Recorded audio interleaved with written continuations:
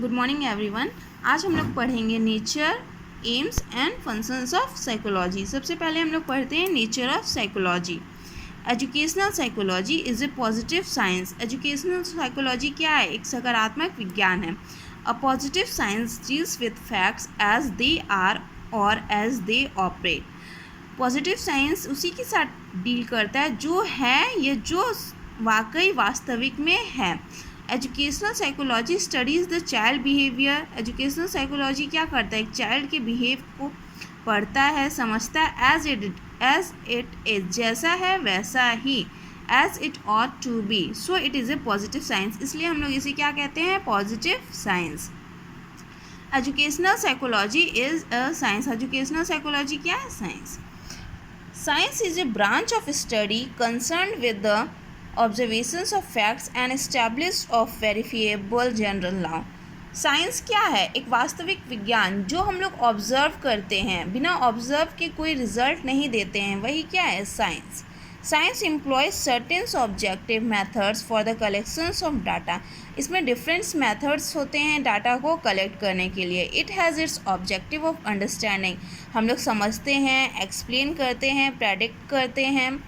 Like any other science, educational psychology has also developed objective methods of collection of data. सब विषयों में जैसे हम लोग डाटा कलेक्ट करते हैं, वैसे ही साइकोलॉजी में भी हम लोग डाटा कलेक्ट करते हैं, तब फिर उसका निष्कर्ष देते हैं। बिना ऑब्जर्व की क्या कभी हम कोई रिजल्ट देते हैं? नहीं। सेम वैसे किसी चीज़ को हम पहले ऑब्जर्व करते हैं, फिर रिजल्ट देते हैं। और ऑब्जर्व करने के लिए हमें क्या ज़रूरत है? डाटा की। ठीक है, अब हम लोग आते हैं थर्ड पॉइंट। एजुकेशनल साइकोलॉजी क्या? एक सोशल साइंस है, सामाजिक विज्ञान। अब मैं ज़्यादा एक्सप्लेन नहीं करती हूँ। Educational psychology is an applied science. ये एक अप्लाइड साइंस है। Educational psychology is the speculative science. ये काल्पनिक विज्ञान भी कह सकते हैं हम लोग। Educational psychology is the scientific approach. Educational psychology is academic science. Educational psychology is a developing or growing science. Educational psychology is a natural science. Educational psychology principles are universal and valid. Educational psychology defines cause and effect relationships. ये total 11 points हैं। आप चाहे तो exam से 5 से 6 points लिख सकते हैं। अब हम लोग आ जाते हैं objectives of educational psychology. Educational psychology helps the teacher and parents to understand the learner properly. Educational psychology teachers और पेरेंट्स दोनों को मदद करता है लर्नर को सही से समझने में। It encourages the teacher for developing a healthy attitude towards the teaching professions. अपने कार्य के अनुरूप वो कैसे अपने काम को और अच्छे से करे, इसलिए भी एजुकेशनल साइकोलॉजी बहुत महत्वपूर्ण है।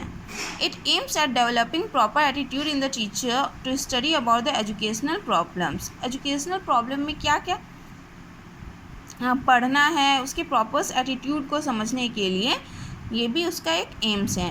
It aims eight providing the teacher with the proper method of teaching. पढ़ाने के लिए एक सही मेथड्स का ज़रूरत है।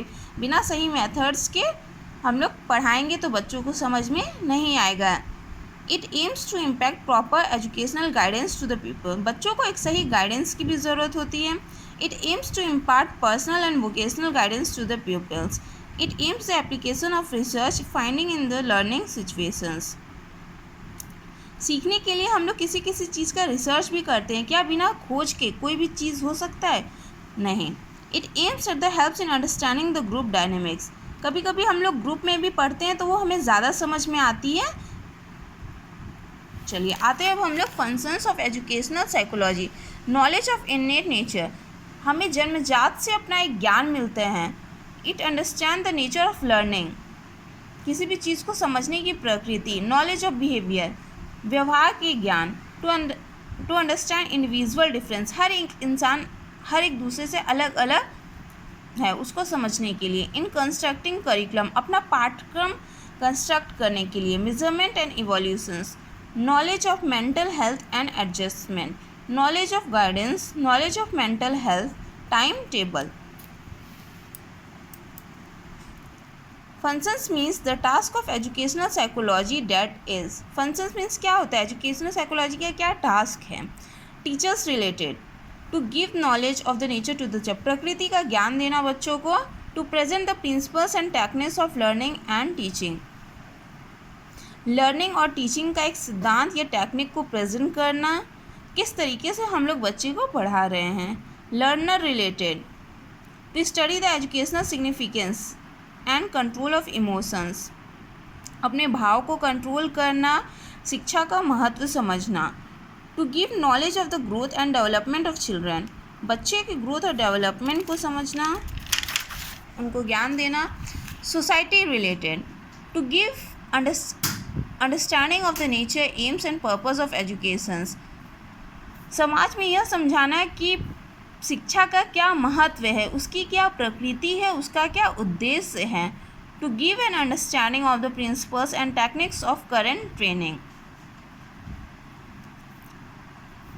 एक सही शिक्षा देना, एक शिक्षा का सही तरीके को सामने लाना, यही है। ठीक है, अगर आपको अच्छा लगे तो आप लाइक ज़रूर करें। Thank you. चलिए।